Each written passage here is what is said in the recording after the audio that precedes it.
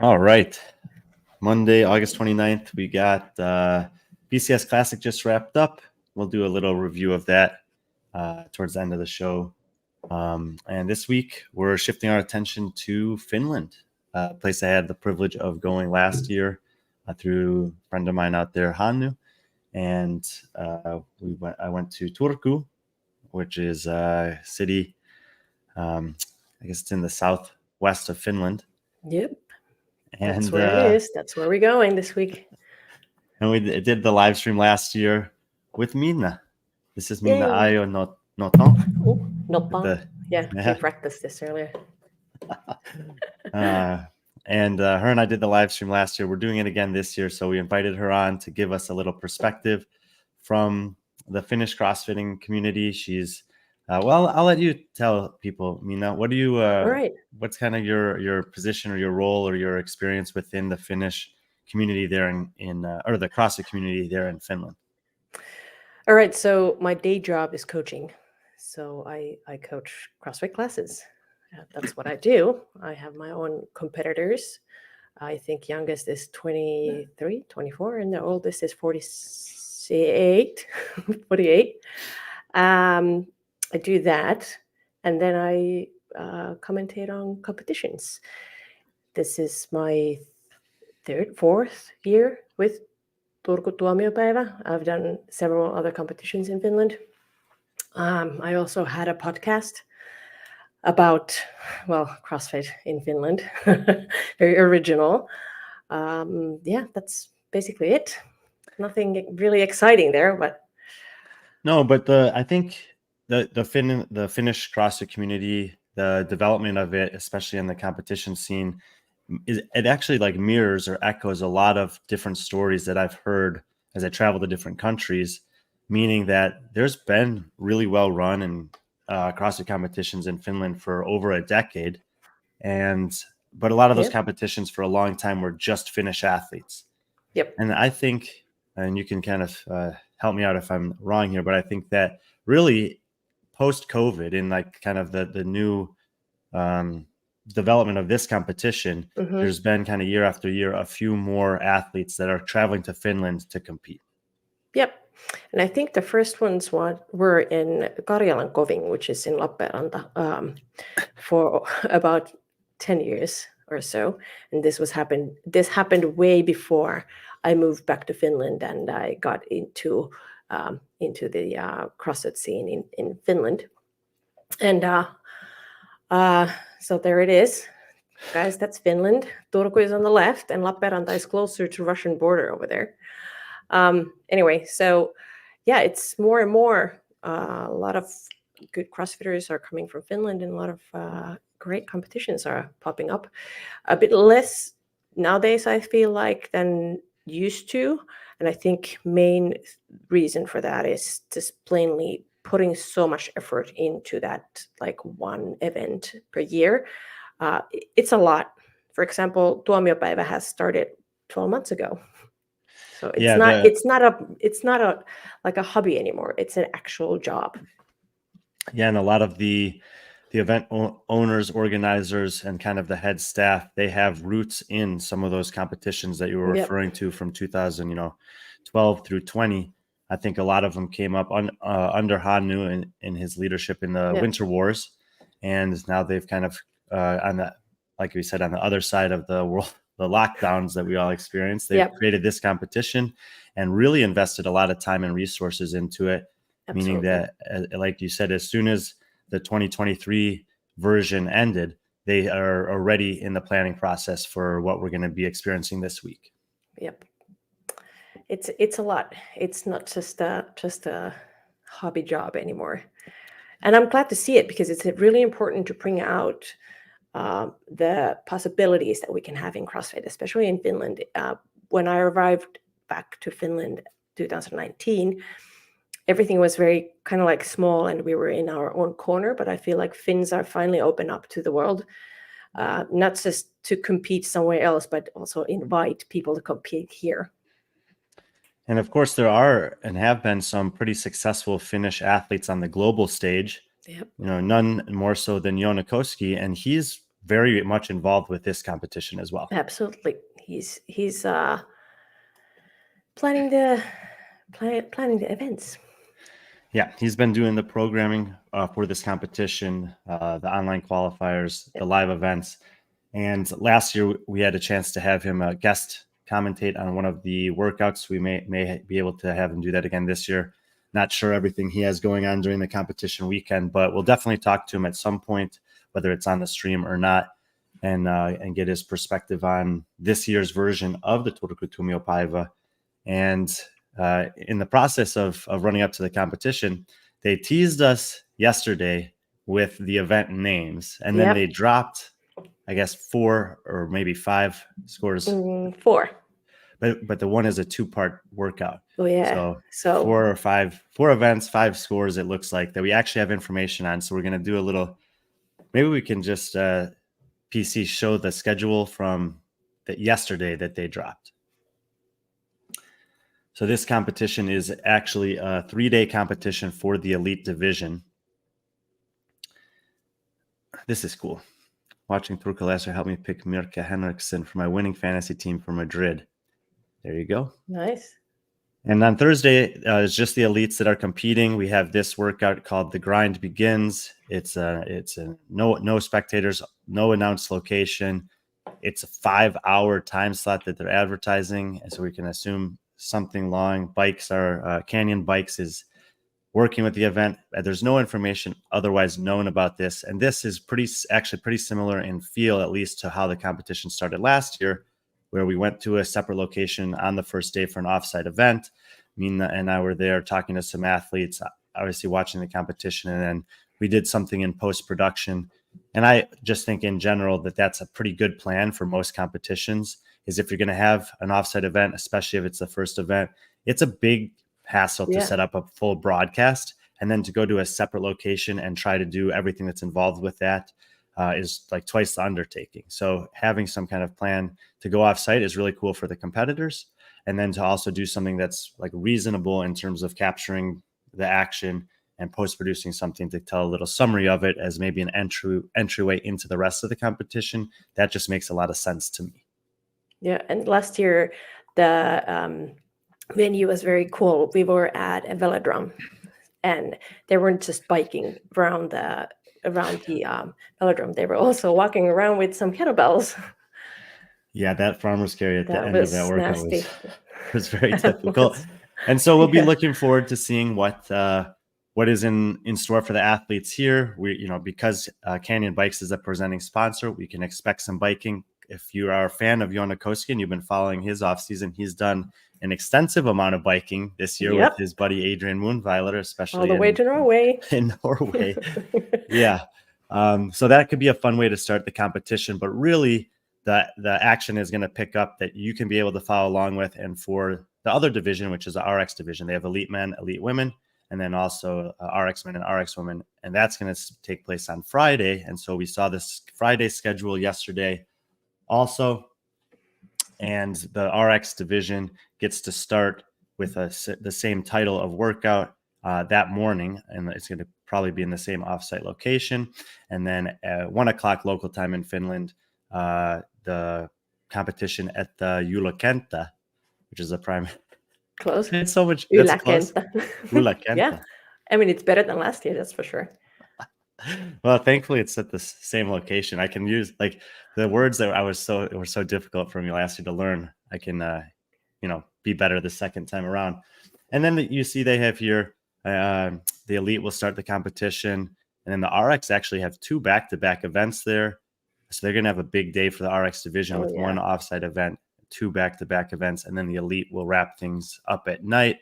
And just on paper, before they had put anything else out about the details here, I see this snatch spectacle. We don't know what the nature of that is, but with the elite ending things on the middle day of competition under the lights at the Ylä-kenttä is the upper field. It's a soccer field, basically, with a lifting event. Again, it reminds me of what we saw last year a little bit. A little bit, but I'm pretty sure we're going to see some twists in it. Just the top athletes lifting heavy under the lights to end things on Friday. And then, as Patrick astutely observed, There's a rap artist named Peso, my best guess. Peso. Peso. And an after party that takes place at the same location there. And some of the elite CrossFitters in the world, they have a known reputation for obviously dominating at CrossFit competitions, and then also sometimes letting out the party vibes in the evenings on the last day. But for the fans, they get an opportunity to have some kind of a concert and a party here on Friday night as well, which I think is really fun.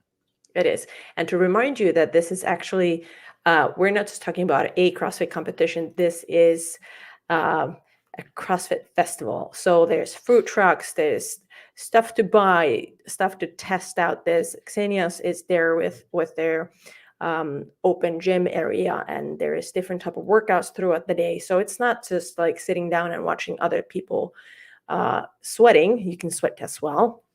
And then, well, to a true Finnish way, we have the area for those who want to start the party a bit earlier.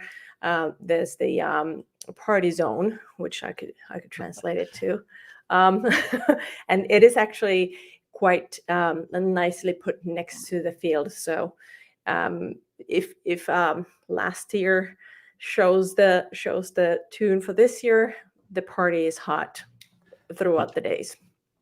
Yeah, another thing that I really liked about the environment there last year, because they have the field, there's a bleachers on one side, there is standing room for fans around a majority of the field. One section is like kind of like a party zone sectioned off, like Minna was referencing, and then around there they have all the food trucks, the vendors, whatever, and the venue, it wasn't too big for the people.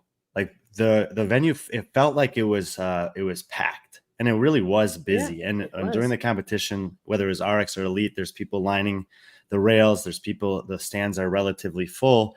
And like I know that from traveling to a lot of competitions, sometimes an event organizer will see that, and then they'll go to a bigger venue the next year. Yeah, you don't necessarily need to do that unless you're doing like, unless that there's just like 1,000 people that were unable to watch the competition because there wasn't enough space for them to watch it. Having a venue, we learned this at semifinals this year in the 2 North American ones. Having a venue that is full is better than having a huge venue that's empty. Even if it's the same number of people there, it's just a different feeling. And this was such a cool environment last year that it's one of the reasons why I pretty quickly made a decision to, if you guys would have me, to want to come back this year. I'm sure we'll have you. All right. Well, and this is a good comment here. Munich Music Festival organizers start planning for 2025 before it happens. I appreciate that you're referencing a year-round job, and you can see that in the final product. Similarly to Waterpalooza, they're always planning, for the next, like I've been on site at Waterpalooza talking with the guys who run that about where the event's going to be next year, what it's going to look like, the change. They're already thinking about changes they want to make. Absolutely. And I'm sure throughout the year, they'll come up with something new, and it goes into the basket that they're going to use the next year. That's how it works. You start getting ideas and you just put it on the side to wait for another moment. Minna, not related to Turku Tuomiopa iva, are you going to Rogue this year? Absolutely. And I'm not working. So you'll be enjoying it. Oh, yep. All of it. It's all of it. I'm going to be there, the first one in and last one out. Even for the strong woman. Absolutely. Yeah. Right. It's listen, something like that comes to this side of the big ocean, I'm going for sure. Well, Patrick will be there, and so you guys can have a chance to meet in person for sure. Sweet. Which will be cool. Yep. And then the final day of competition, and I did ask to find out, but 4A and 4B are scored separately. They're 2 100-point scoring opportunities. So when I first looked at this schedule, I noticed, okay, you have 4A, 4B, 5, and 6. You have 4 scoring opportunities on Saturday after only having 3 on the previous 2 days of competition for the elite. That's somewhat unusual to have a 3-day competition with more than half the points available on the last day. So this is a huge day of competition in terms of where the leaderboard will eventually shake out. Absolutely. And I personally like the so-called funnel, that there's like one event, 2 events, 3 events or so, something like that, because it gives the last day the most competition and most of that like electric feeling on the field. Yeah, and I was talking with the competition organizers because one of the kind of risks that you have when you have a day like this is that so much can happen in the morning, and how's it going to impact the kind of seating and lane assignments and everything in the evening. So they've already thought through it. As I said, these are very, very experienced competition organizers. So they'll have an event on Thursday, they'll reseed for Friday, 2 events on Friday, they'll reseed for Saturday. They'll have 4 A and B, then 5, and they'll reseed for the final. So it makes sense you reseed after 1 event, 2 events, 3 events, and then you have your best athletes, middle lanes, final heat, with all the podium implications, et cetera, on the line for the final event. And every year that I know of, Ken, the last event is always the second to last event. It's really the preview for the party that everyone, including the athletes, will participate in the last night. Yep. Party prep. And this year, because I knew that was happening, I didn't book. I'm not leaving till Monday, so I can party Saturday night and sleep in as long as I want on Sunday. Nice, good planning there. Last time I had such an early flight out, I felt so bad because Totti was like, "Come on, bro, we're going to the party." I'm like, dude, if I go to this party, like I am going to be a plane. dead. So this year, Totti, I'll be there with you. Oh, be careful with that. I was there. I popped into the last year's party, and the Sunday, my God, probably the longest Sunday I've had for a long time. I'm not promising that I'm going to get there as early and stay as late, and I'm certainly not going to have the same beverages as him throughout the night, but I will at least be there at some point. And so, hot picks. What is this? I didn't even see what that was. You teased me. Oh, these are just those guys who head up hot picks. Those are the Finnish broadcasters there. So, what is this that you're scrolling? That's Pesso. Is it? Oh, this is the artist, the rap artist. That's the artist. At first I thought this was like Totti, like his old alter ego of Totti or something like that. Totti's one of the MCs there, so, and he's a fun guy. He's a fun guy, and he has done several competitions throughout Europe. I think maybe even regionals back in the day. He had done 1 or 2. There we are last year doing the broadcast. So let's look at the athletes actually, and then we'll look at kind of some of the details of the events that were released today.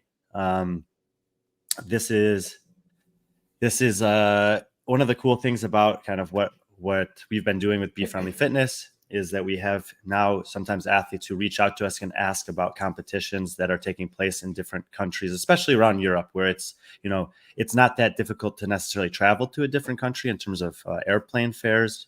There's, a lot of different routes there, and people are trying to branch out a little bit more on the athlete side to get to some different competitions and round out their experience as they pursue maybe bigger goals within the sport. And competitions similarly want athletes from different nationalities coming and competing there. So we've been able to, in some cases, point athletes to competitions, and Turku Tuomiopa iva is one of those.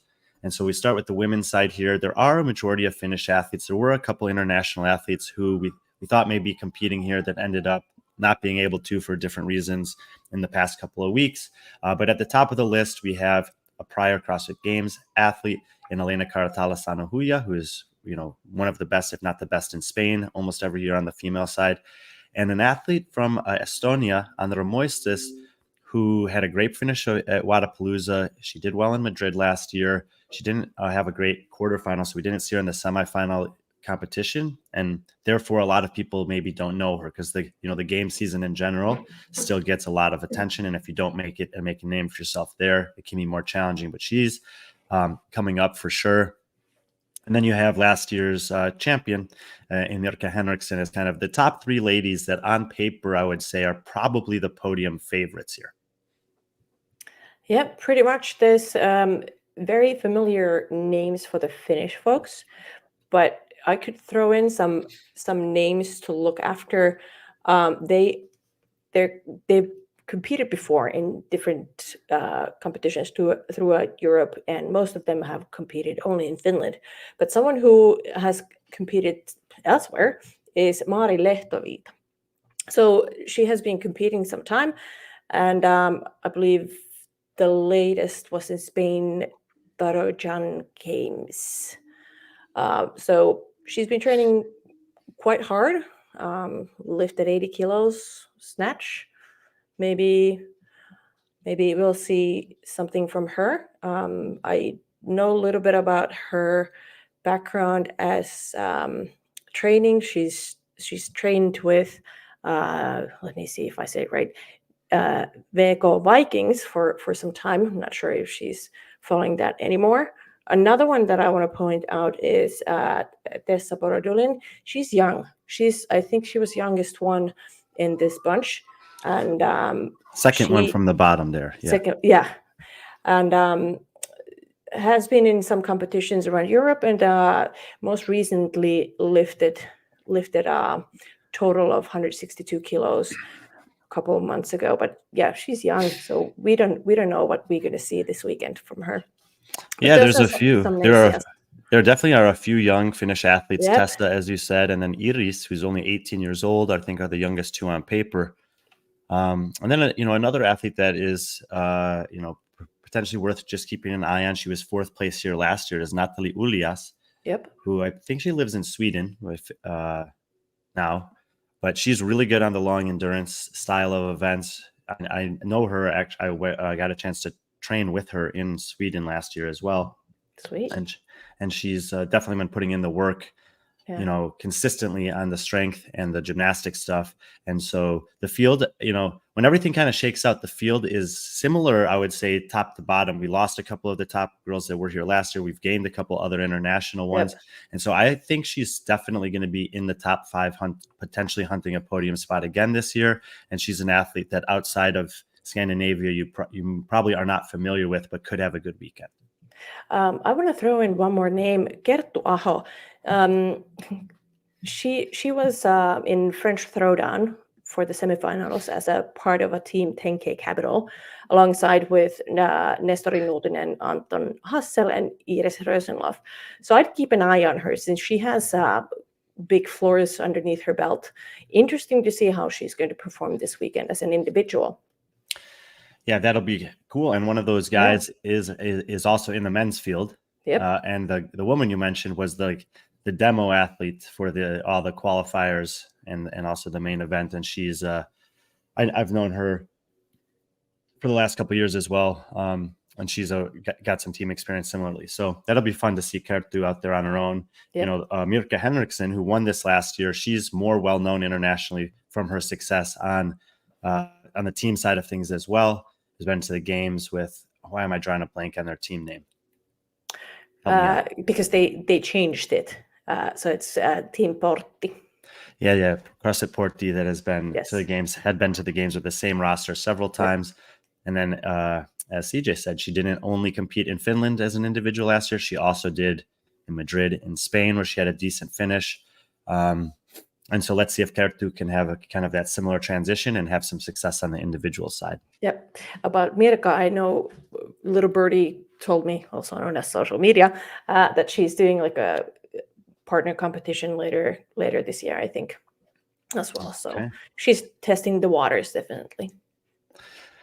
All right, let's take a look at the men's roster. And there's going to be a lot of Finnish athletes here. And then there's going to be some international athletes coming in. We do still have Luka Jukic listed at the bottom of the list here. I'm not expecting him to show up, but he hasn't told us definitively that he's not. Yep. And obviously, if he does show up from a competitive standpoint, he would be in the mix to potentially win. But otherwise, at the very top there, Henrik Epelainen is, the number 2 in Finland behind Joona over the last several years. And this year ends up being the fittest man in Finland by virtue of his best ever finish at the CrossFit Games in 14th place. He podiumed at the semifinal. I mean, I don't know when you first started seeing Henrik compete, but this guy is amongst, he is, in my opinion, solidly top 20 men in the world right now. Yep. So I think, if I don't remember wrong, he's been competing 10 years, starting from the smaller competitions and building up from there. I did do a little interview with him a couple of years ago, and if I don't fail to remember correctly, it was like 13 smaller competitions, like literally smaller competitions, like, within the gym, within the town, within the southern Finland, whatever. So he has slowly grown knowledge of how to compete. And after he jumped with the Jami Tikkanen, I feel like he has really found his like mojo, if you'd say. Yeah, Henrik's a guy that I've had a chance to speak to many times at competitions, also kind of in between competitions. And, there's, we've talked about it before, but kind of in that range that he's generally kind of jockeying for position at the CrossFit Games, maybe 15 to 25 range, it can come down to really, really small margins there. And sometimes you take a calculated risk, it doesn't go your way, and you end up on the wrong side of that. And people can hold it against you without really understanding what was happening there.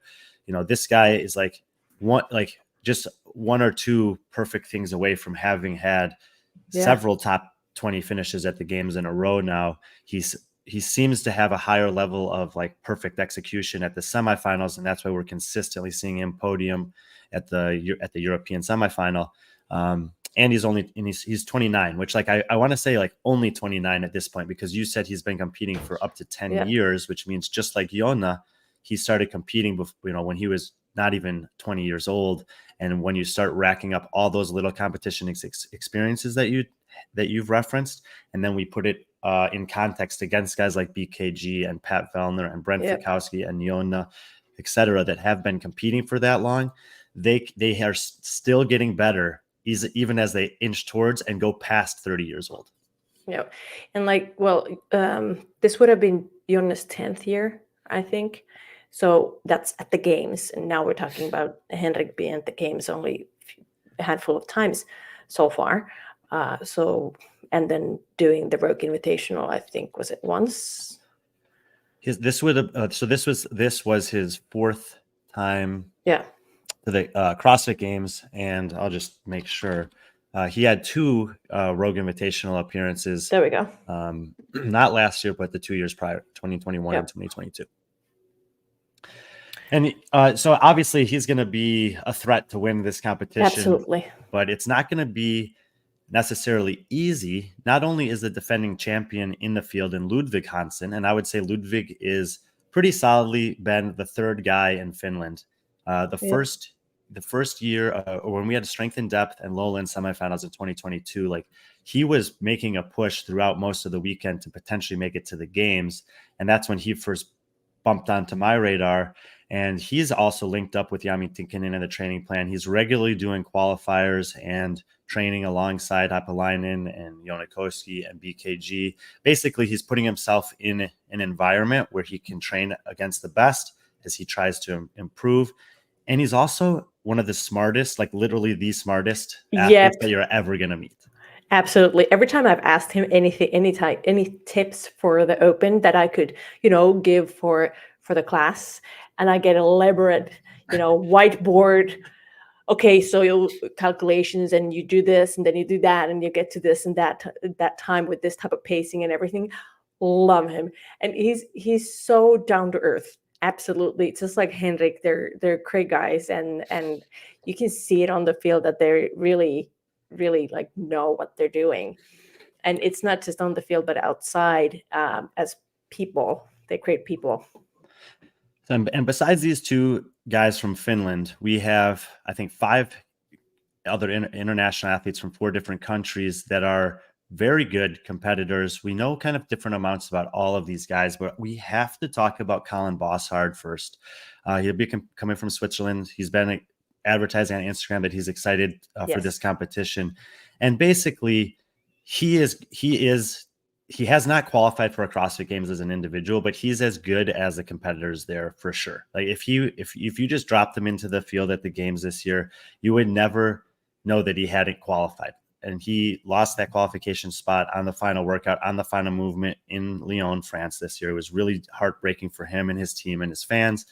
But the guy he's not that big relative to a lot of the fellow athletes that'll be out there, but he is exceptional, and he's only 23 years old. If this guy wants to, he's going to be a force in Europe for the next 8 to 10 years. That's just unbelievable how far they are already at this age, and how far they can get. Someone I want to throw in who was in Turku last year was Mikko Lilleorg. He really made people scream with his lifts, and that would be another guy that I would have my eye on. But I'll throw in some Finnish names over here. Wait, let's hold on the Finnish. We'll do that at the end. I want to talk about these guys a little bit. Mikko Lilleorg, I mean, last year at Turku Tuomiopa iva, he finished in the top 5 on 6 of the 8 scoring opportunities. He had an event win on a handstand walking ground to overhead bar muscle up workout. He put on a good lift with a good showcase in the lifting event. And then he told me that the only reason you don't know me is because I couldn't do crossover single unders. This is 2 years ago now in quarterfinals. And sure enough, I went and looked up his score on that workout in the quarterfinals, and it was worse than my score. Because I just happened to be really good at that movement from, I don't know, jump roping as a kid, or maybe I have good shoulder mobility. His shoulders are about twice as broad as mine. So, reaching around, that's maybe harder for him. I don't know. But I was really excited for him this year because he actually did make it to the semifinals. And I, after watching him in Turku, I was like, oh man, he might actually impress and surprise some people. I ended up vastly overrating him for the semifinal compared to how he performed. But again, you're talking about a young kid that's just kind of, continuing to etch away at his skills, round out his fitness. And I'm looking forward to seeing now what a year later he looks like in this environment where he was having fun and he's had success before. Yeah, definitely the lift event. That's gonna make people scream again. 100% by all of these men, that's for sure. But like Mikko Lilleorg was kind of like communicating with the fans in front of him, like, should I go for more? Okay, I'll go for more. So that like interaction with people, fun to follow. Yeah, and he comes from Estonia. It's very short distance from Finland, so it's an easy trip over. Even though it's an international athlete, it's not like it's like so far away from home type of thing. Yeah. And this year, his buddy and the guy who is and has been the fittest in Estonia, and Kevin Jurs, is also coming. He's up here third on this list of our rankings pulling from Barclays database. And so you're going to get to see basically the best of Estonia in both Kevin and Mikko. It's going to be fun to watch them going head to head in some events. If you've paid attention in the social media, they have comedian skills, that's for sure. They're very fun together. They're very personable. I think Mikko brings that out of Kevin a little bit. Yeah. But they're also great competitors. You have Victor Helsinghoff, who's an experienced competitor out of Norway. He was in the top 20 at semifinals 2 years ago. He had struggled at semifinals this year by comparison sake. He also competed at Madrid, where he was in the top 20, and he competed in Pamplona, which we streamed last February from Spain as well. So even though he's in Norway, he's traveling around and competing in other competitions all around Europe. And speaking of another young guy, he's only 24. He's a guy who could, if he gets a good couple of events going in a row, could maybe shake things up here towards the top of the leaderboard. Yeah, give Henrik a run for his money, that's for sure. And so there's one other guy from Sweden, Fredrik Lindström. I was looking up some information about him. He seems to be like coming up and improving every year. When you look at his opening quarterfinals finishes, last 4 years at quarterfinals, he went from 690 in Europe all the way up to 112 this year. So he's a kind of a name we don't know much about, but I'm excited to see him compete. And then the rest of the field is from Finland. So Minna, take it away. Tell us about a couple of the Finnish athletes that people can be looking at. All right. So first person I want to point out is Joni Määttä. This is his first time at the Turku Tuomiopa iva.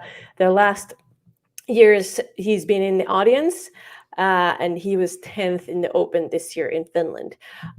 Very strong guy. Well, gymnastics, I saw him building handstand ramp and practicing it. And of course, it was only plywood. Me being a bit concerned, messaging him like, I'm hoping you're putting some mattress on it, so you'll be in one piece when you come to Turku. Another familiar face that was also competing with was 2 years ago with Gert Aho. Actually, he was in that 10K team. Is Sam Zerlik. His buddy Tatu Eronheimo is there as well. So those two are probably equivalent for the Estonian Jors and Lilleorg. We'll see how these friends are going to bash the floor. Both of them have pointed out to be snatched around 111 between somewhere there. So, the strength is there. We'll see if the engine is as well. One more into the mix is Niko Laakkonen. I did some investigations and I noticed that he's been competing since 2016. And he has won unbroken competition in 2021. Very experienced athlete, had a little bit of calf injury a couple years ago. Not the youngest one from the bunch. So we'll see if that actually pays off to know things or not. Yeah, he'll be the oldest competitor, 36 years old. He did compete in the Masters season this year. Ended up not making it to the games, but a lot of competition experience. And we just have a lot of returning athletes on the men's side. We mentioned that we have Ludwig Hansen, who is the defending champion. Lilleorg was second last year. Mika Sola finished fourth. We haven't even mentioned him yet. Anton Hassel was third on the podium last year. So the top four guys are coming back. You have Sam, who you said was in seventh. Toni Koskinen, who was in eighth. Miska Seppa, who was 10th. And Jali Rokala, 12th. Niko Laakkonen, who you mentioned, was 13th. So lots of different people here that are returning, and all of them with kind of, when I was refreshing my memory on what you saw last year, with different skills or a combination of skills that they're pretty good at, and they can certainly make a splash on a couple of the events in terms of competing with some of the more internationally well-known guys. Yep, interesting to see how this all plays out. It's nice to see the international names there throwing the Finnish the roster around a bit, because we're in Finland, we're in that safe tiny nook of Europe that nobody never notices, and now we have these international athletes coming in, hopefully giving a good show and maybe giving a little bit of an inspiration for the Finnish athletes to get to those semifinals, maybe even work their way to the games. Yeah, this is what I love about these competitions all over Europe, is that you have the best from a certain country who get to compete against great athletes from other countries that will travel in. And that gives them an increased opportunity to see kind of where they're at, not just against each other. Like this happens in Australia a lot because it's so far removed. All those people are just constantly competing against each other. Okay, maybe the athletes from New Zealand come, but to get a chance to compete against anyone else, you have to go so far away. But if you're in Europe, you have an advantage in that regard. Yep. And so whether you're the guy that's the local, you're really good in Finland, Italy, wherever the country happens to be, and you have some people traveling to compete, it's really nice. Yeah, and being CrossFit licensed event and during summertime, it always gives a little bit of more extra into it in terms of having the competition somewhere else than just in our media. It is also added into the competition corner roster and the games page, I think. Yeah. So we have some Finnish fans that always watch our shows, giving us a little insight here. Jali and Nico are on a team together and will also be going to Worlds in Budapest this December. Nice.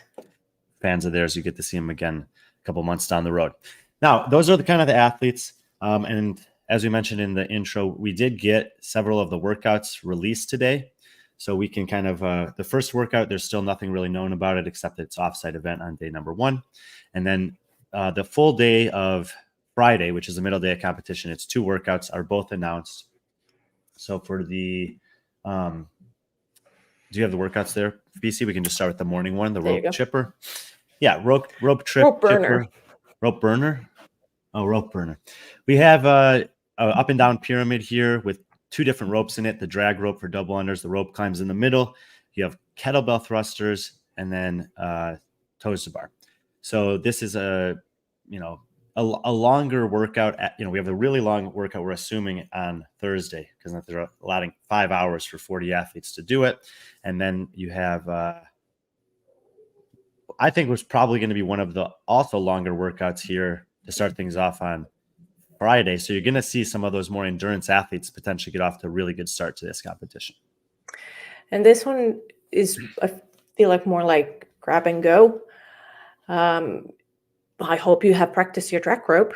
I remember last year it was in the athlete checking, there was I would say a buzz around those drag ropes. Drag ropes are a bit thicker, they're a little bit heavier, and now when you're doing double unders, it really hurts when you miss one.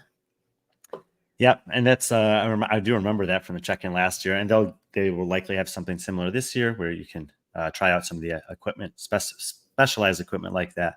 Yeah. So that's how the things drag ropes are going to be measured to the athlete. There you go. Yep. So that'll get things started in the morning, and then as we said, they have a snatch spectacle is what the event is called. That's going to be the highlight of the nightcap, I should say, on Friday night. And it's, I think what I was looking at this morning, it's actually going to be a snatch ladder as opposed to like a traditional Olympic lifting meet where you have 3 windows to declare weights. Yep. And the snatch ladder has preset weights that the athletes can work through. But it's not just a snatch. I don't know, PC, if you want to pull up the event number 3, but it's a snatch plus hang snatch combo. And that is definitely going to throw a wrinkle into it. We will obviously have some context of who the best snatchers are in the field. But if you think back to Waterpalooza, when they had a hang snatch as part of the lift there, you saw that there were athletes that were really good at the snatch, but didn't necessarily have the same proficiency with the hang snatch. And as the second lift in the complex, it's really your capacity for hang snatching more than snatching from the floor that matters here. And especially after grabbing that drag rope and toast to bar and the rope climb. So you already have your forearms quite toasty and warmed up for this. Even though there's a couple hours in between the events, I'd still say it plays a little bit of a factor, especially when you have to bring the bar down from the snatch to the hang, and then one slip and that's done. And so precision. PC, I think if you scroll down, there's 2 more lifts there. So I think 125 and 86 kilos, which is 86 kilos for the women is basically 190 pounds, and 126 is like 275 to 280 for the men's side. So for a snatch plus hang snatch, like that's a pretty heavy finishing lift. They do have an allowance that if there's still athletes both clearing the ladder, that they can continue to go up by 2 kilos until there's kind of a knockout. And they also have a little caveat in the rules for this one that if, let's say Patrick and I both hit the 118 and then at 121 we missed the complex altogether, but I hit the snatch and he did not, I would score ahead of him. You just get the credit for the first part of the complex. Yeah. So there's a few little nuances that they've built in there to try to eliminate as many ties as possible, which in a lifting event like this, I think is always a good idea. It's going to be fun to watch this for sure. And so that'll bring us through Friday. We have 1 event on Thursday, 2 events on Friday, and then first thing on Saturday morning, which is the final day of competition, they have a 2-part workout. There was a 2-part scored event last year. And it was similar in a sense that one of the workouts or one of the scores happened really fast and the other one took a little bit more time. Last year, the shorter one was a 1 rep max L-sit hold. This time, well, I guess, it was max L-sit hold. This time, we have a 500-meter row for time, which is, I mean, at least it's over quickly, but ouch. Yeah, I mean, anyone who has done 500 meters for time, you get a little bit of saliva in your mouth just to think about it. Yeah, it's not. I mean, look, there's we're definitely going to see something impressive. There's going to be an athlete or 2 that put down some crazy performances on this. But it's one of the weird thing about this workout is because it happens in less than 1 minute 30 seconds for the men, less than 1 minute 40 for the women. And so it's like kind of over before you know it, but then it's going to hit you after you finish. You're going to start feeling worse and worse. There's a 2-minute time cap and a 2-minute rest. So you know, in the middle of that rest, you're not going to be feeling great. You're going to No. speak like, yeah. And then you have to somehow rally for the second part, which the first thing you have to do is kick upside down for strict deficit handstand push-ups. And if you're a little disoriented from that row, this could be, even if you're really good at strict handstand push-ups, you might not be feeling how you're used to starting this second part of this workout. Oh yeah, even it's the 2 minutes over there. That's the trap. That's the trap, people. That's when that like lactic acid is going to drive into your thighs, and then you're thinking that, oh, don't worry, I got this. I don't need my legs. But then comes the sled push. If you scroll down a little bit, PC a little bit lower, you can see that what happens next in a part B. You have 3 rounds per time. 10 strict deficit handstand push-ups, and then 20-meter sled push. And continuing into 40-meter sandbag carry, and then you push the sled back. So well, and I think that they're going to have the layout for this really similarly to what they did with the yoke last year. So yeah. If you're trying to visualize it, obviously the handstand push-ups will take place in the same spot on the rig. You'll move forward, you'll push the sled to a spot, you'll move forward from there, you'll carry the sandbag down and around, so you end up back where you were, and then you push the sled back towards the rig and go back to the wall. So the layout of this workout, it's like you're doing laps on the field, and on one side there's strict handstand push-ups, then you go sled, carry, sled, back to the wall. So it looks really nice on the field of play too. And if I didn't read it wrong, there's going to be a cone that they're moving forward, so you can see who's where. Sure, because I would just be hanging out at the wall the entire time. Yeah. I'm expecting to see some kind of running, not running sled pushes at the end. Oh yeah, I mean this in the demo video, she was moving well with the sled, well at the sandbag. I think this is meant to be, again, like it's 3 rounds. You're going to be feeling bad after the row, but everything is going to be doable. It's not like the sled's going to be so heavy that you can't move it, or the sandbag's going to be like, you can move through this pretty quickly if you were able to recover from that row. It has a 10-minute time cap, and let's just put it this way. I'm going to save it for later if it didn't read over there. Sled push is not going to be that heavy. Yeah. And then, so that's a fun way to start the day. You get 2 scoring opportunities immediately. You've only had 3 up to that point. So even if you see someone maybe in 8th or 10th after the first 3 workouts, keep in mind, they've gone pretty long. They've gone heavy with a snatch, and they had that kind of longer chipper, up and down chipper. You could see athletes do really, really well on these first workouts on Saturday and make a big jump back into podium contention, even if it looks like they're out of it starting the last day. And then you have something called Skill Master.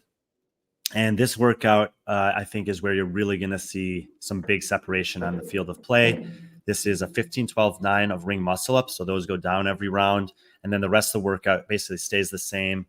You go over the ramp stair combo. You do some pistols in 5-5s on each leg. And then you walk back, probably stairs, ramp last. And especially if that's the case with the stairs, ramp last, that's the place where you're just going to see people kicking up and failing. Now you have to think about the totality of everything that we've done already, including those strict deficit handstand push-ups in the morning, thrusters from the day before, snatch lockout overhead, and everything's just piling up as the highest skill workout is here in the middle of the final day. Yeah, it's it's a skill master, and if you haven't practiced your handstand walk ramp with the stairs and the ramp going up, I mean, it shouldn't be a surprise that we're using such equipment. We've seen it in I think they actually announced. I think that they actually announced it to give people the warning. Hold on, let me see. I had it here. It was announced July 21st, so it is not a surprise to anyone. Yeah, and I love that because we've talked about this with the games at times and whatever. And like you said, this is not a new implement to CrossFit competitions in general, but it might be for this competition. And it's one of those things where if you just drop it on everyone as a surprise the day or the week before, it's like, okay, we'll see more or less who has this in their gym. But if you know you're doing this competition and you find out about it 7 or 8 weeks ahead of time, you don't have one that's easily accessible, you can kind of make a plan to at least go and get some touches and some practice on this in that 2-month time period prior to the event, which gives you a better chance to express your fitness and not necessarily be exposed by not having access to a piece of equipment that just isn't, it's not really going to be in every gym. Yeah, and then this also minimizes the risk what we're doing as a competition, because we give that opportunity to practice. So it's not like we didn't tell you what we're going to have. And if I'm not mistaken, part of that the announcement of having that workout was that I think you can actually buy these. Is that right, Minna? Yeah. After the fact, like you could buy ones that were used in the competition. You can buy one. And a lot of competitions do this as well when they have kind of a piece of equipment. It's like I said, it's kind of a specialty equipment. They're expensive relative to a dumbbell or something like that. But then for those athletes that are young, coming up in the sport, like to compete, maybe they don't have one of these, then they can also purchase one, which helps the competition, and it can help their own training and kind of be a nice addition to their home gym or their affiliate or wherever they train. So this is the last workout that we know. And what I'm happy that they showed us these workouts today so we could share them with you guys, because I think what you'll see here is, even though we don't know the first and last workout, you can see the expression of an extremely experienced competitor in Joona Koski, showing his skills as a programmer. This flow that we have really makes sense to me on paper, and it's kind of I would say it's like in between sort of a semifinal and a game style programming. Obviously there's not 10, 12, 14 events. There don't need to be, but you see 3 days of competition. You see something that on paper looks like it's going to be really long. You have some high skills. You have a 2-parter. You get to do this cool chipper. You get to lift under the lights. And really, as a competitor coming to a competition, there's not much more you could ask for in terms of an opportunity to display your fitness in a variety of ways in a cool environment. And everyone's doing every single event, so no one's getting discounts. You go to the finals and you get to do all the events, even though you wouldn't be at the top. So I like it because people are putting money into going into competitions. The cost of accommodation, the food, taking off from work, buying into the competition, putting time into doing the qualifiers and such, that's it's not necessarily that cheap. And you want your money's worth when you're competing, right? Not just a goodie bag. No, absolutely. And this is what I after leaving the competition last year, I spoke about this for those that were following along with us then. And this is what I've shared with athletes on the road. It's like, it may not be the competition with the biggest prize money in the world. And obviously that's a lure for a lot of people. Yeah. But it's just as important that when you sign up for a competition, that you have confidence that it's going to be a competition that runs on time, that's well organized. They communicate things to the athletes. It's a great spectator experience. You can see the whole layout here. And I'm not, it's not something that I'm saying just to placate these people. They actually have a ton of experience in different roles running competitions in Finland. And I've gone back because Hanu basically told me I needed to, and watched the YouTube. There's YouTube coverage of the Winter Wars that a lot of these people worked on from 2013, and you can still go back and see young Joona Koskis and Henrik Apolainens and Mirka Henrikssons and some other Finnish athletes that don't compete anymore, cutting their teeth against their peers and then going on to have good international careers. And likely that's going to just continue to happen with the Finnish athletes, especially when you start to add in some of that international flavor. Yeah, and it's very important to see thanks. So if we look at Emilia Leppänen, who is actually in CrossFit Games for Masters this weekend, she did her first competition in a small gym. Well, that was small gym then, back in the day, and competed there and started competing after that even more. And it's been quite a while. And it was an important first step for her career.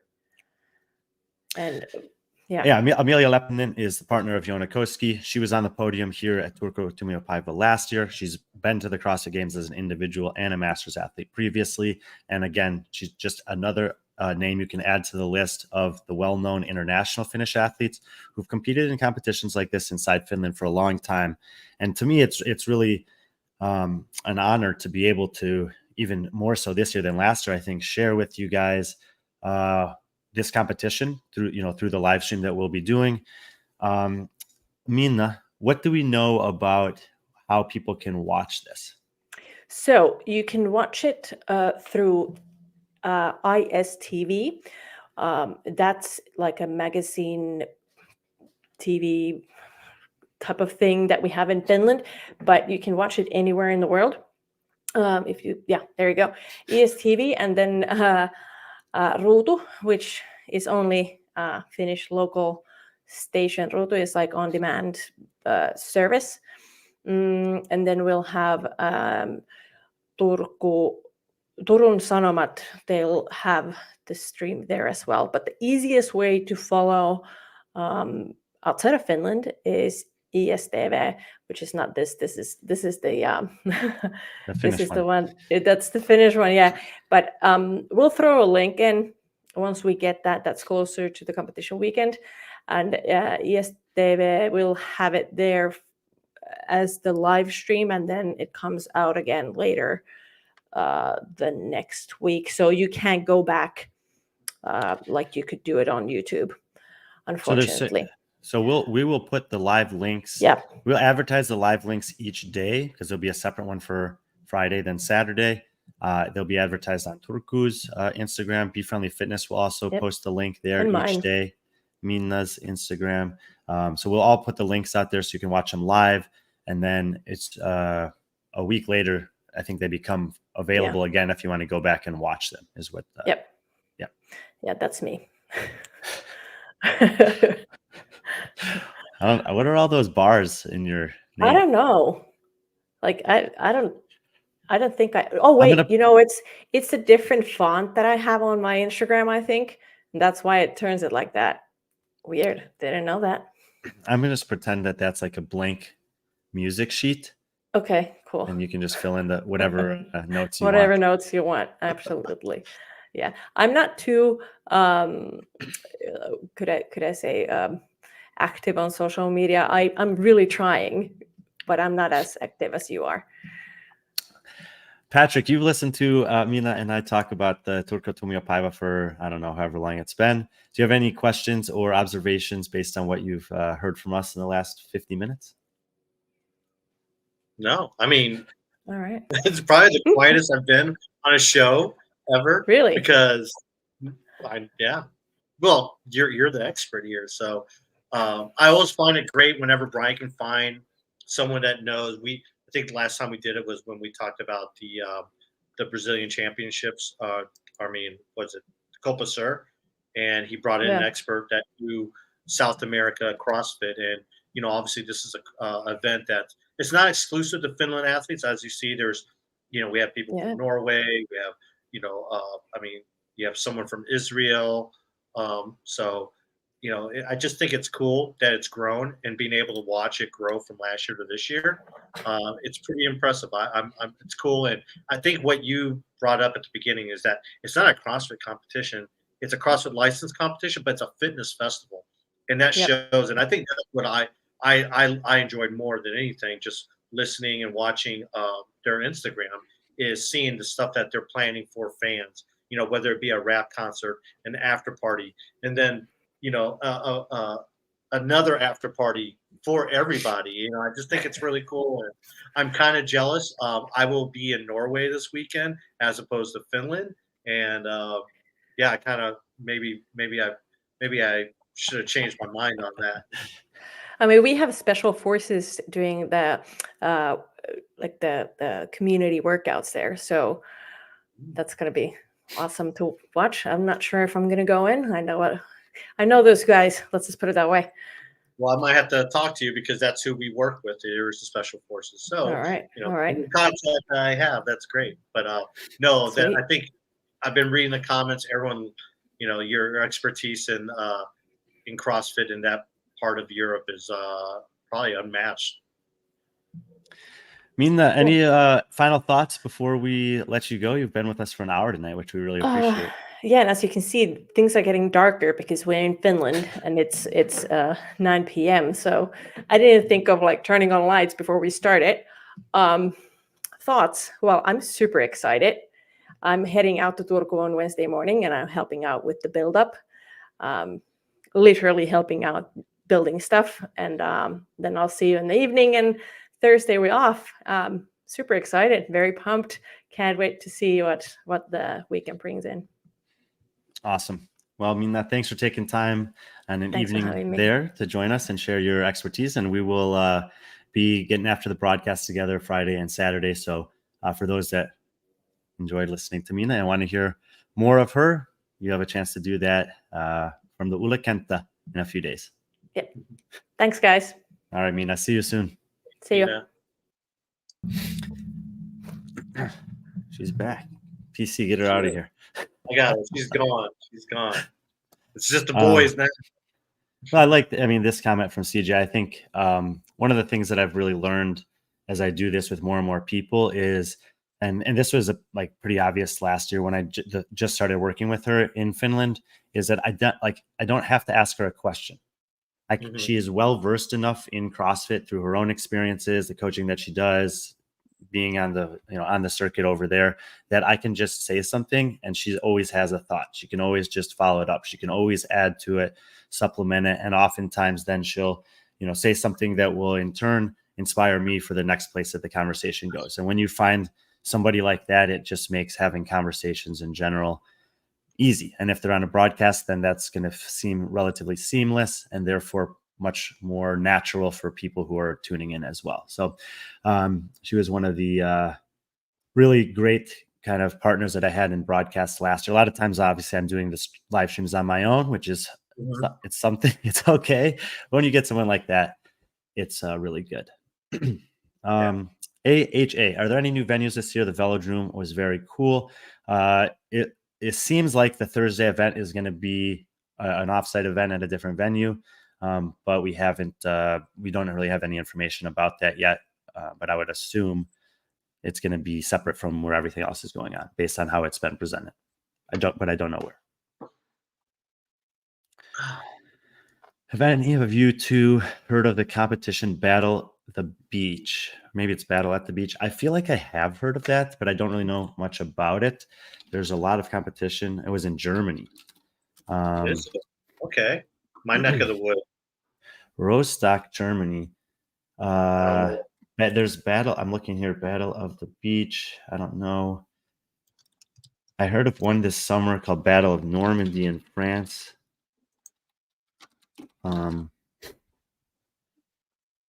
There's a surf contest, Battle of the Beach. Carl, let us know where it is or what we should know about it. But as of now, no, I don't really know. Last weekend, okay. Oh, it just happened. Germany. I wonder where that is in comparison to where I'm at. Yeah. If anyone knows any competitions in Germany, let me know. I know this past weekend, Kristen Holta, she flew into Frankfurt. She did a seminar.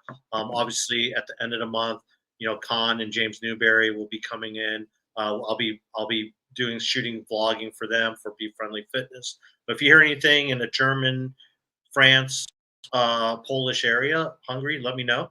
I'd love to travel out to some of those. In Luxembourg as well, in Netherlands.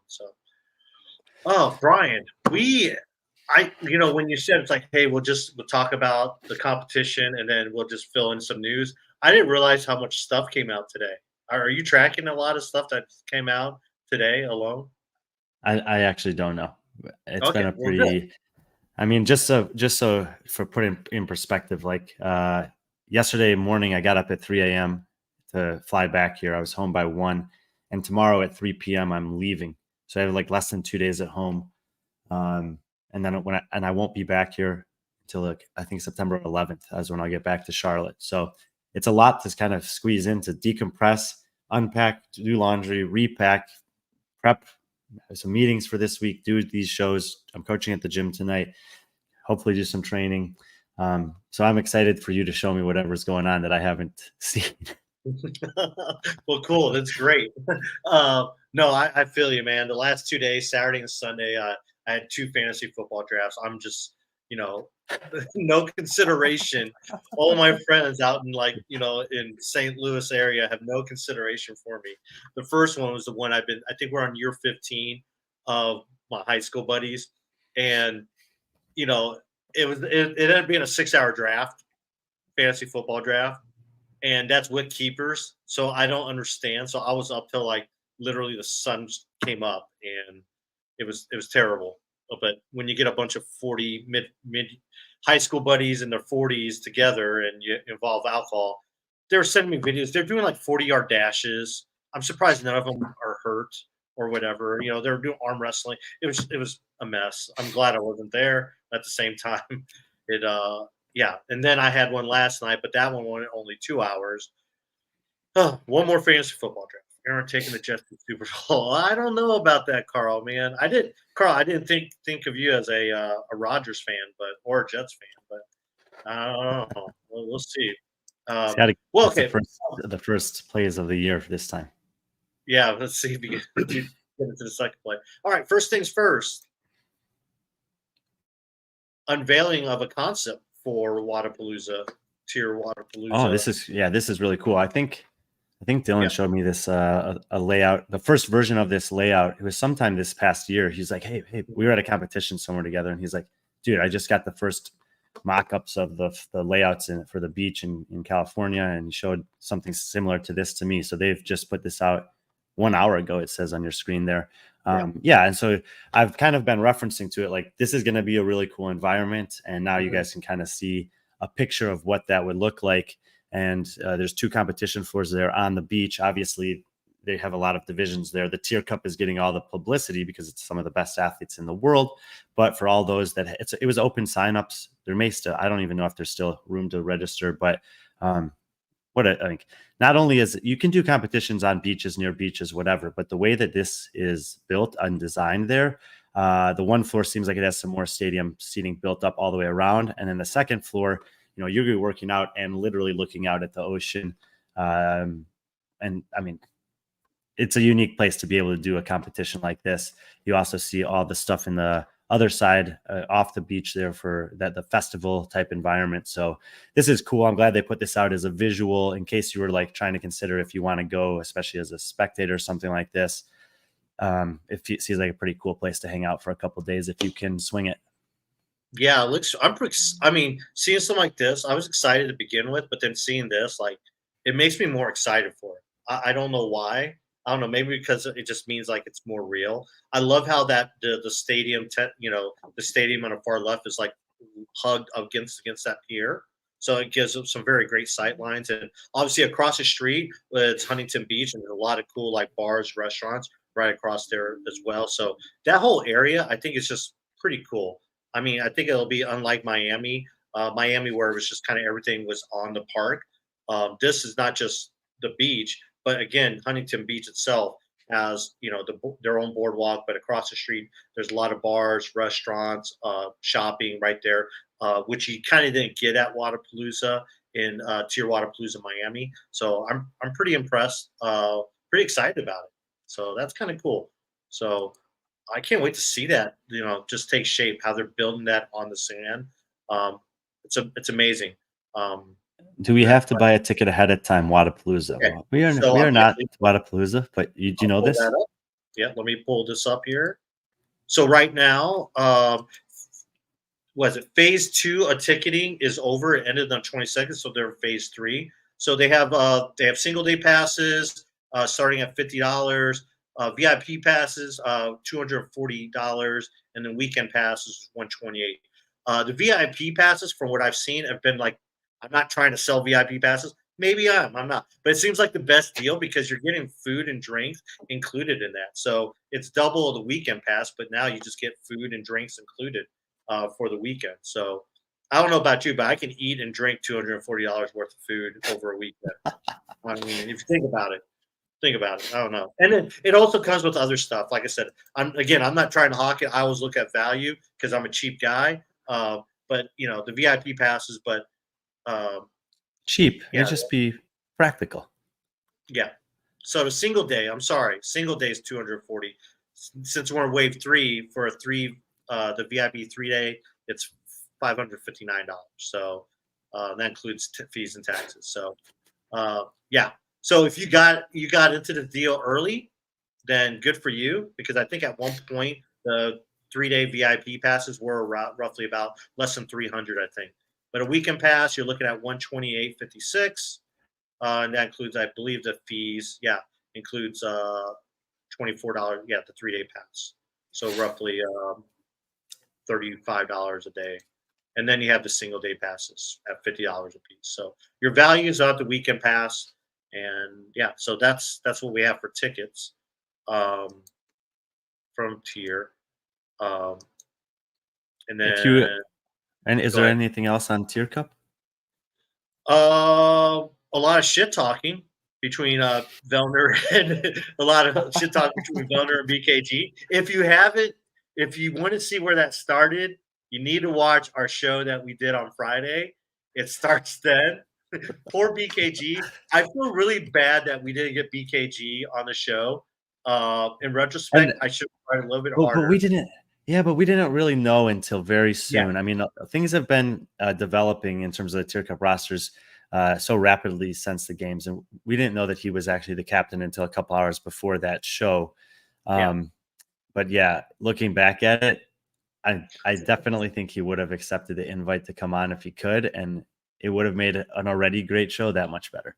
Well, you know what? Maybe that's something where we can bring him back on to make up for it, and maybe bring in Vellner as a special guest later on. So, but for us to get we just leave Vellner in the back room, and he just has to take the roasting without being able to say with no rebuttal whatsoever. Yeah. But hey, I was impressed that we got 3 out of the 4 captains. So it was really cool. I mean, DB came on even though she was at a beach, and Tia came on. We've never had her on the show before. She doesn't do a ton of shows, and she spoke really well just about what she's looking forward to, her teammates, and some perspective. So yeah, that ended up being a show that came together really late in terms of who was going to be there. Yeah. And it was a really fun one to be a part of. We got a lot of great feedback after that show. So if you missed it, it is a good one to go back and watch. Yeah, and a lot of love out to DB. I love DB. That's she's awesome, but you just never know if she's going to hop in or not. And for her to just come on, that was great. So I guess I owe her one. Such a big bear. It's beautiful to watch. Some other news. This came out today. Oh yeah. Surprises. Sorry. Probably start with the 1, 2, 3. Yeah, let's start with the one. I wanted to build it up.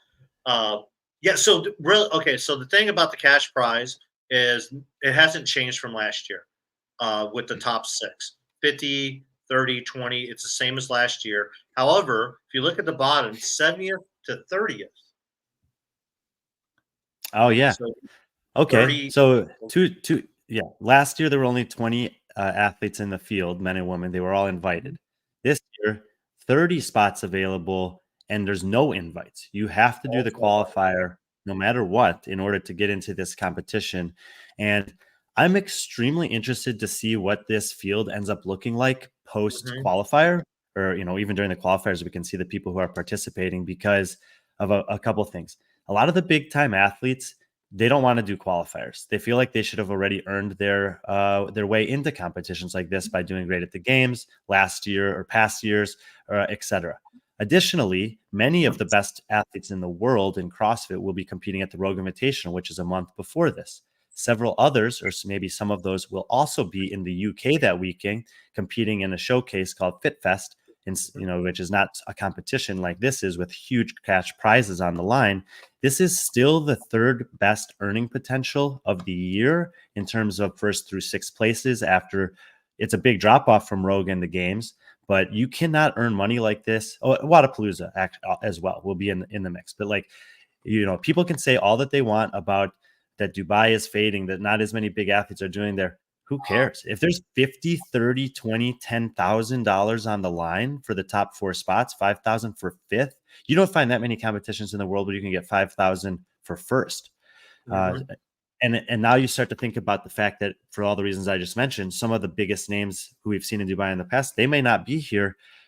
This could end up being a huge earning opportunity for really, really good athletes that would usually just look at it and be like, well, there's Roman and Ricky again. There's Velma and Adler again at Rogue or whatever. I think that this is going to be, I hope that a lot of people do the qualifier in general, and maybe we get some surprises in terms of those big names.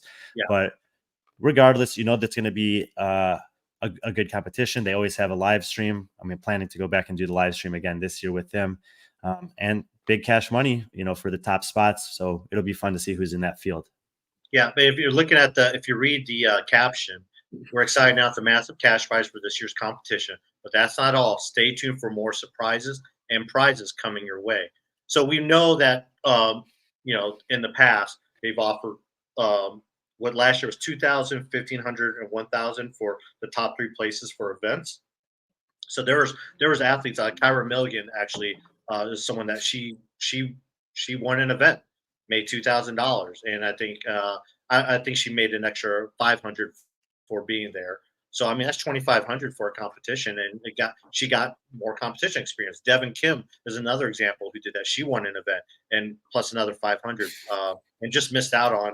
Both of them just missed out into the money to getting in the 2,500 range here.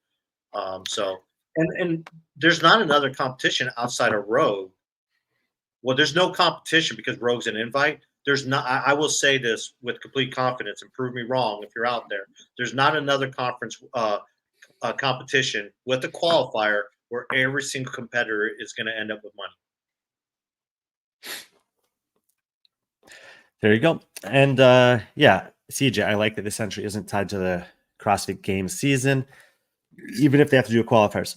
I wasn't saying that that's a good or a bad thing. But I agree with the statement. Yeah, it's okay. And the qualifiers, look, it's okay to have qualifiers for your competitions. But when you're talking about the best athletes in the world, they have to be selective about where and when they compete.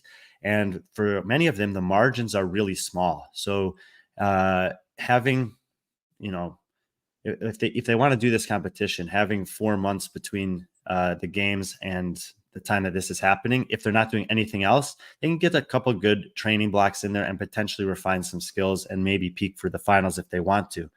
And so then it's like, well, but then if I have to do the qualifier, but if you're one of the best athletes in the world and you have to do the qualifier for this to get in, and they're taking 30 spots, you shouldn't be stressing it. That's just a weekend of training. Like, you can go and do those workouts and you're going to get in the top 30. And it doesn't really matter if you're in first, 10th, or 30th. If you make it, you make it. And then you can still continue on with that. So I don't think it's really that big of a barrier for entry for the best in the world for this. And on the other side, it could be a potentially great opportunity for those that are kind of climbing towards either eventually making a games or a Rogue, or that are kind of even flirting with maybe making a semifinal for the first time. Yeah, and we've learned from past competitions with Dubai, especially even as this later iteration of Dubai. There's young up and coming athletes from especially Europe that kind of make their mark here at Dubai. We saw that with Gabby. We've seen that with Moritz is a latest example. Last year. Claudia Gluck is she's been impressed at this competition. We talked about this last year after Dubai. We said every year there's an athlete who podiums at Dubai and then goes on to have an incredible game season. Last year, Andrea Solberg and Claudia Gluck took second and third. Claudia goes on to make it to the games, finishes 12th at the games, and she just continues that streak. If you look back 2 years, Emily Rolfe was on the podium in Dubai. 2 years later, she's on the podium at the games. Gabby Magawa in 2021 was on the podium there. She podiumed at the games this year. And the years before that, you had Karen Frey. We've seen her have great success in Europe and some not podium success at the games, but she's been had her career best year 2 years ago. Obviously, she chose not to compete this year. And if you go all back to 2017, it's where it really began, when that was Laura Horvath taking second in Dubai to Annie Thorsdottir and coming back and taking second place at the games in 2018. So we're definitely, it's in the DNA of Dubai. You're going to see some athletes, you may already know who they are, that will have a good performance there. And it almost always will point to somebody having a breakthrough year in the 12 months that follow. And some people may look at 7 to 30, it's only $500. The most expensive ticket you're probably going to end up buying will be from the US. It's probably going to cost about $1,500. I say, but $500 is the rate, I mean, yeah, and you're getting the experience. You're getting all that valuable time. I mean, you're getting something out of it. So, yeah, I think it's awesome. I'm glad they're going to 30th. I think it's gonna make the field a little bit more interesting. I think with that many events or that many competitors, that knowing Saud, you'll probably have some type of cut, maybe one or two, like you've done the last couple of years. But yeah, that's pretty cool. I'm excited to see what Saud does because again, he sets surprises and prizes. So you know him. You know him probably better than anyone else outside of Dubai.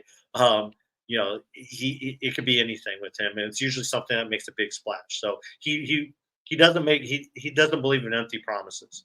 Um, and again, like Brian said, registrations are currently open for the Dubai Fitness Championship online qualifiers. So um, yeah, I would definitely take a look if you're a competitor looking for something to do. Who knows? It's a fun trip. I've been there what 3 straight years. You skipped out 1 year just because due to travel, but you were there 2 years prior to that, I believe. So Yep. it's not obviously a good competition for us um, to enjoy. I mean, Yeah. let's see what else I got here. Oh, that's not it. So Rogue Invitational, I would start watching your streams or your feeds, especially story feeds. Apparently they mailed out invites on Friday.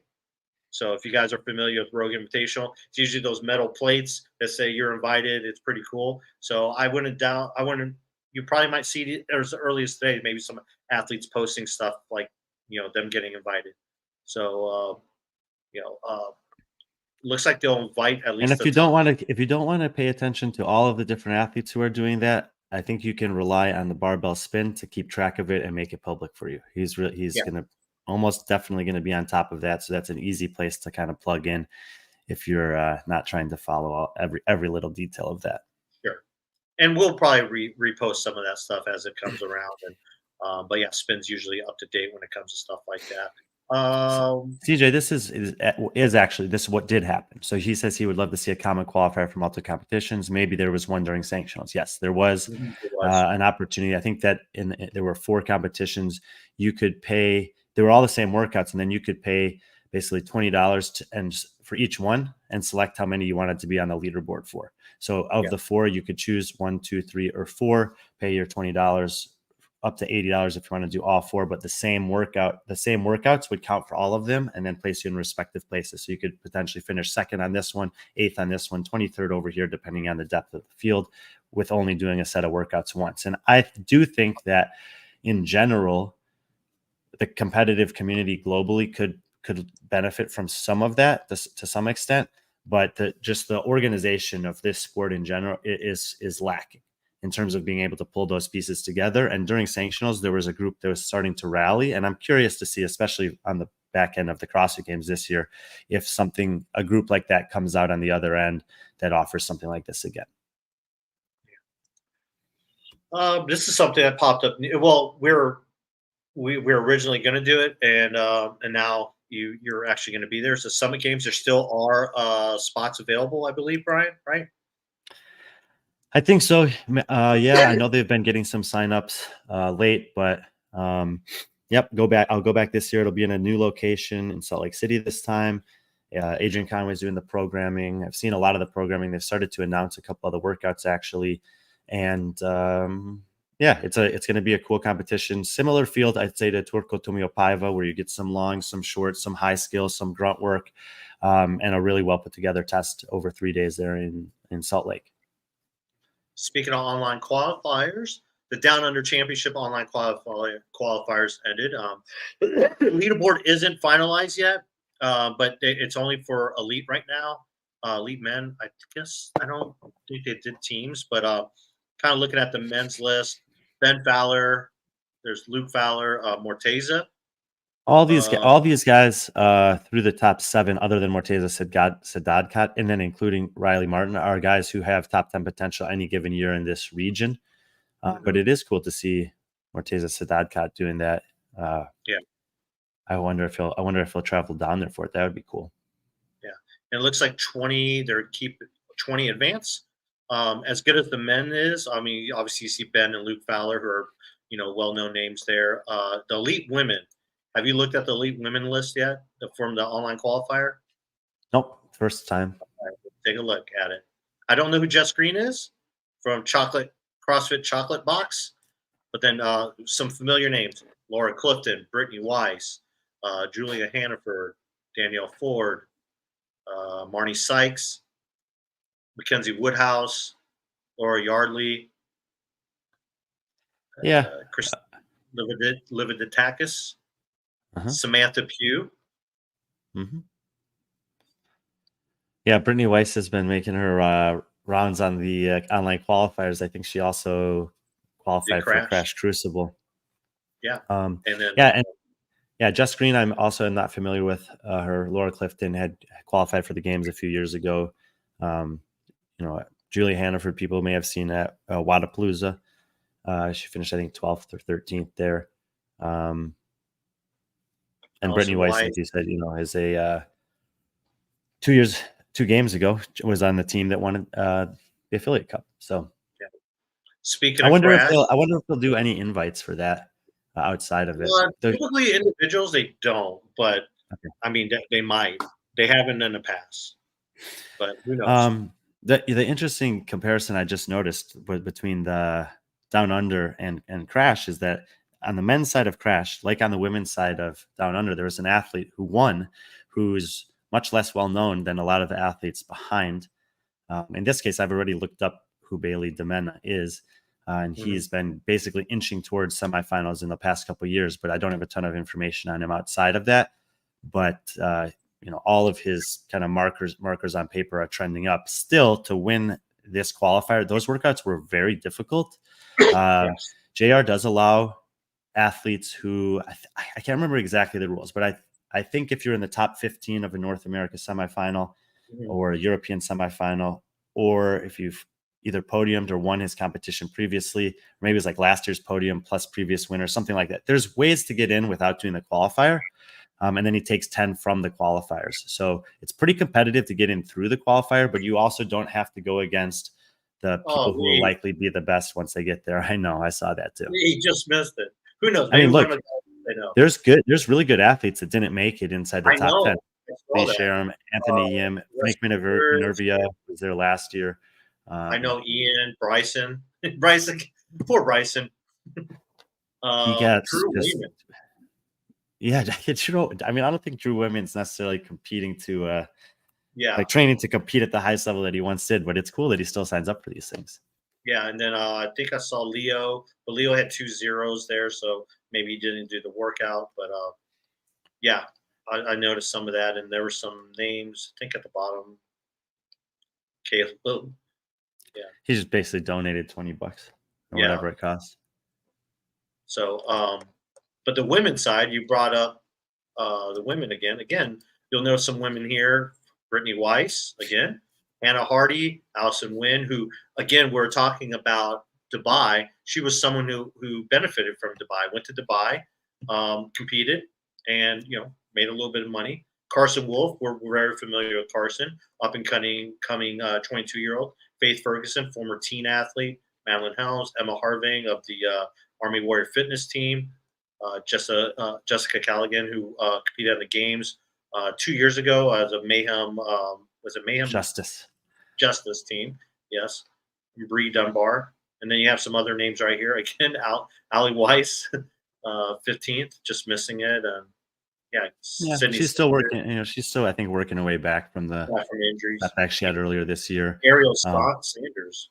Yeah, I mean, and she had some breakout performances at Crash Crucible last year, but didn't make it through the qualifier. Yeah, and a lot of the athletes, especially the ones that are making it through, they are,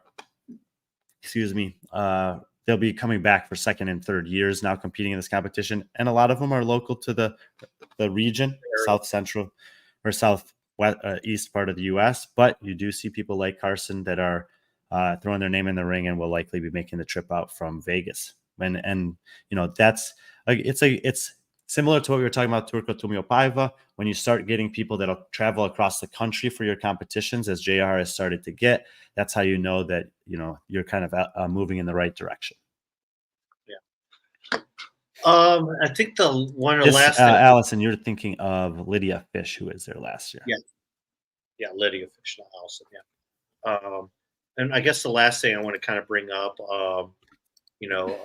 obviously we talk about him every day, every time we have a conversation, and but the Buttery Bros released their documentary, games documentary. I mean, and I was able to watch a little bit of it. I haven't watched all of it because of the show, but yeah, they do a really good job honoring Lazar, and as well as keeping respectful to the games and the athletes. Um, I mean, so here's the it's thing: you have, the Buttery Bros. If you don't know their history, they came up through the CrossFit media ranks.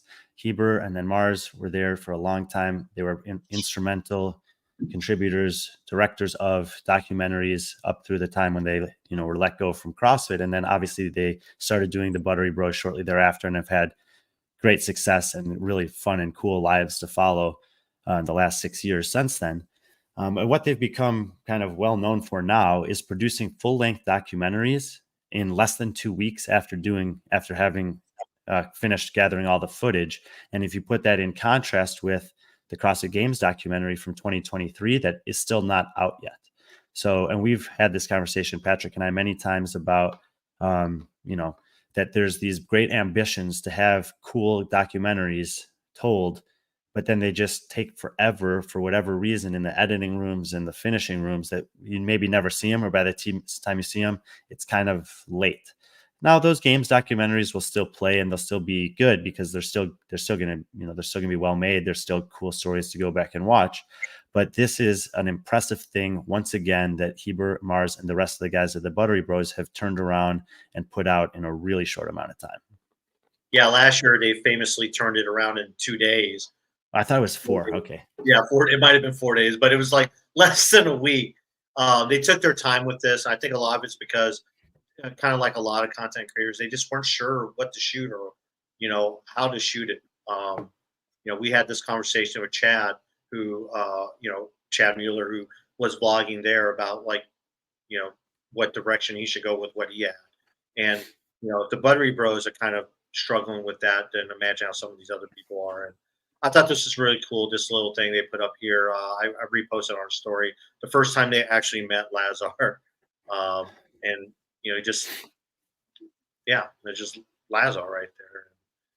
It's amazing, and but yeah, if you get a chance, go check out. Leave a comment with the boys, the bros, man. Just they do great stuff. They're great people. We're both fortunate that we've been able to know them for a while.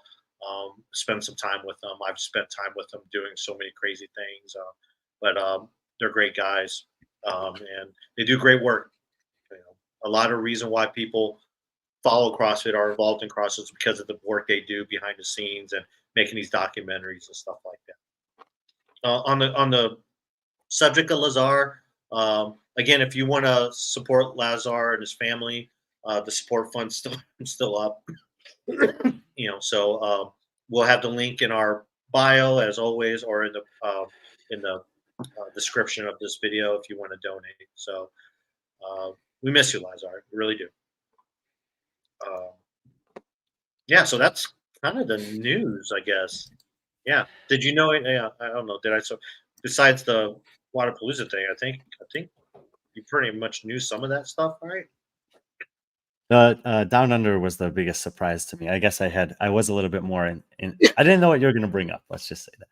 I'd love it. Like I had at least seen some of that stuff. Yes. Yeah. Okay. Yeah. Me. I like to surprise you, whether it be guests or just bringing something up. But yeah. So I just want to take a couple minutes just talk about the BCS Classic that I was at this past weekend. Oh yeah. Yeah. Duh. Sorry.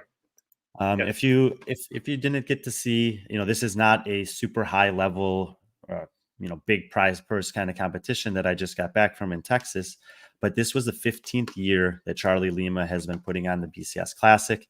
He reached out to me earlier in the year to see if I would be able to come and, live stream some of the competition and give people a chance to see what his community, what his competitions, and what these their missions are all about, because as you see here, they're closely associated with giving back to communities. Ronald McDonald House and Mayhem Missions both are ways that they give back in big ways. They advertised, I think that, it says it here, they've now raised over 135,000 for Ronald McDonald charities through the years, and over 100,000 now for Mayhem Missions.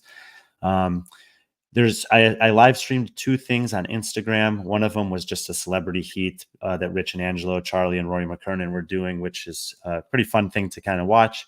And then I also live streamed the memorial that they did, or the service that they did for Lazar. It was, in Texas, oftentimes it is a little bit centered around Christ and prayer and whatever, but they had a beautiful song that this woman sang. That's on my own personal Instagram if you guys want to watch it. It's really nice. Took a moment of silence for Lazar, and then did a prayer. Tony Phillips there led a prayer, one of the MCs. And I've gotten some really nice comments about people just appreciating being able to see those glimpses. And then the majority of the RX competition is on B.Friendly Fitness YouTube channel. This is, that's her. And then I did, on the Friday night, I streamed 28 of the 30 heats, scaled, intermediate, masters, RX masters divisions. Or no, I skipped RX masters that day. Those are the 2 or 3 I skipped because I was, but anyway. He doesn't like you guys. No, I streamed their events the next day. I knew I was going to, and I realized that battery life on the phone and the gimbal, and I needed to eat something. It was a long day. But when I go to travel these competitions, to me, it is extremely exciting to watch the best in the world compete in this sport. It's also extremely motivating to see the communities that show up to compete, to volunteer, to rally around the competitors, support, etc. And I was talking to Charlie yesterday, and I told him that he, like many of the people that I meet that are running these things, they're the competition organizers, especially that have been doing this to a long time, are on par with affiliate owners who've been doing this for a long time, to me, as just these little lights around the world that are bringing people together for something positive. Family is a big part of the BCS Classic. Faith is for a lot of the people there. Fitness obviously is. And just like you guys know from big competitions like this that are more well-known, Waterpaloozas, etc., to have 1,100 athletes, which they had, compete over a 2-day competition in this place, that's 1,100 different people who have made decisions to sign up and pay money to go do something hard. And every one of those people also has branches out, whether it's their family members, their friends, their training partners, their community, their colleagues at work, that are impacted in some way by their choice to participate in something that Charlie has made available to them in this case, and many competition organizers are making available all around the world. So to be able to give you guys a glimpse into what some of those communities look like means a lot to me. And in this case, even though it might not be the biggest names and the huge, prize checks, there was still a lot of really cool competition moments, whether it was scaled all the way through, the RX divisions. Yeah. I mean, it looked like it was a good event, very good community event. I mean, so yeah, I thought it was really cool. I was getting a lot of comments regarding you shooting those other divisions and how excited people were that, that they were on a broadcast. So that was really cool that you did that. Obviously that's something you don't have to do. You just choose to do. I know in this case, like Charlie called and he asked me, what can we do? This is our kind of style of competition. What can you do? And I said, look, man, it's just me. Send me the schedule and I'll let you know what I can do. And I had, I still have to make some decisions. On Saturday, there were 3 distinct fields of play, and the workout stayed the same the whole day. So every division cycled through all 3 stages. So you got to compete on the same 3 stages. If you were the last place scaled male guy in the competition, you still got to line up and do a similar style of workout on the same field of play that Rich Froning did. And that's pretty cool. That's pretty cool. Yeah. Yeah, so you're hitting the road tomorrow, heading to Finland. Yep. So yeah, probably chat. We won't have a show. We'll probably have a show the following week to kind of recap that. I'm heading to Norway for the weekend, so that'll be cool. Haven't been. You've been there quite a few times, so looking forward Let's to see. that. I mean, let's see what happens in the next couple of days. We're going to be in similar time zones, so it might not like coincide perfectly with the US. But if there's something that's worth doing a show about Wednesday night or Thursday morning before Turku Tuomiopa iva starts, maybe we'll do that. And then Sunday will be my recovery from one drink I'm going to have at the party on Saturday night. And Monday, I'm actually going to be, a week from today, I'll be flying to Serbia. Belgrade Games was supposed to be that week. It will not be happening, obviously, at this point. It has been moved to November, but I'm going to go anyway. So we'll have some cool stuff to bring you guys over the next, several days. Just don't know exactly when and what yet. You're like maneuvering around me. You're like circling me. I know. I always feel bad about that. Like, just a lot of people in Europe that I always feel bad when I come there and I don't see them, and they're like, it feels like they're really close, but there's other things that are going on that I can't really just skip. Yeah, and I showed you the golf course I'm at. It's the biggest disc golf course in Germany. So just saying. I know. Nah. You know my weaknesses. I'm here for 9 months. But anyways, yeah. I'll see you in freaking Huntington Beach anyway. So yeah, that's right. So, but yeah, a lot of cool stuff. I know I say that every time, but I haven't lied yet in terms of cool stuff. But we do have some cool stuff planned. We have some announcements coming. So I can't wait till that becomes official. We can announce that. I'm excited. Brian knows what I'm talking about. I know Brian's excited about it. He's just not showing it right now. But yeah. And then I'm like working on my like competition schedule where I want to travel, stuff like that. It's like you need another note card, it looks like. I know, I do. I just like, yeah, that's just SoCal, Oslo, Rogue, Asia Fitness, yeah, Miami, Dubai, Down Under. I don't even know if I can go to any of these, but we'll see. It's on the list. Some of them. It's on the list.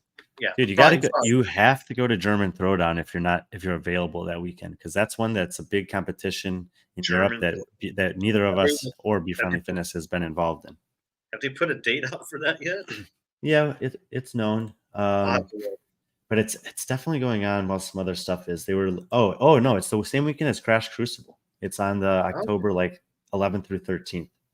Oh, well then I'll probably or maybe they might have moved it up a week. It might actually be on the 5th and 6th now, the same as Summit Games. I think. Where's that going to be at? Mainz, M-A-I-N-Z, Germany. Germany's big.